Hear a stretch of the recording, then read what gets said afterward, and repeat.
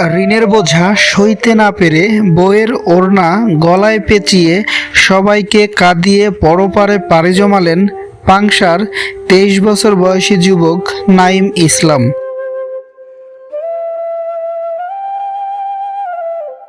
এ বিষয়ে স্থানীয়রা বলেন, নাঈমের একটি দোকান ছিল। সে দোকান চালাতে গিয়ে অনেক টাকা ঋণী হয়ে যায়।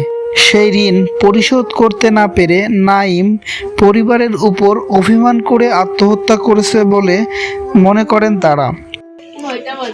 ৯টা বাজে বাসায় আসে। জি, বাসায় আসার পরে আব্বু মালয়েশিয়া থেকে আব্বুর কাছে ফোন দিয়েছিল। আব্বু কথাবার্তা বললো।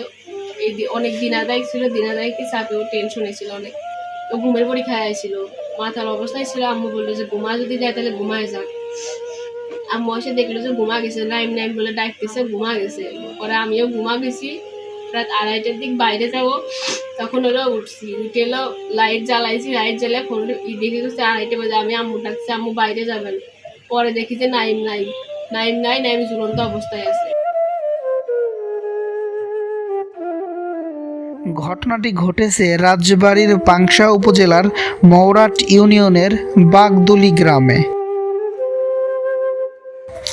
মৃত যুবক ওই গ্রামের মালয়েশিয়া প্রবাসী কামরুল হাসানের ছেলে নাঈম ইসলাম।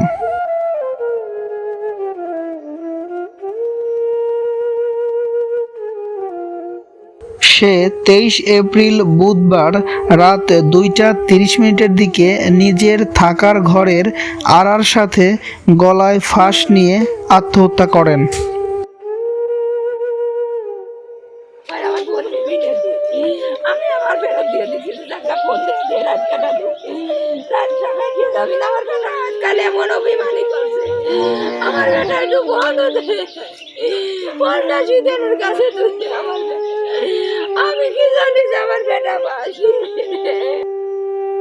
এ বিষয়ে পাংশা মডেল থানা পুলিশ বলেন, সকালে আমরা খবর পাই উপজেলার বাগদুলি গ্রামে নাঈম নামে ২৩ বছর বয়সী একটি ছেলে গলায় ফাঁস নিয়ে আত্মহত্যা করেছে।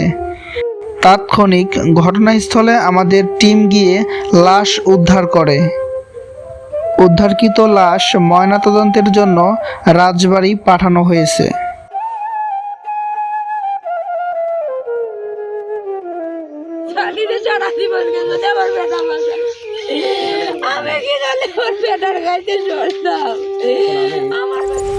কালুখালী টুডে, শিকড়ের টানে মাতৃভূমির প্রাণে।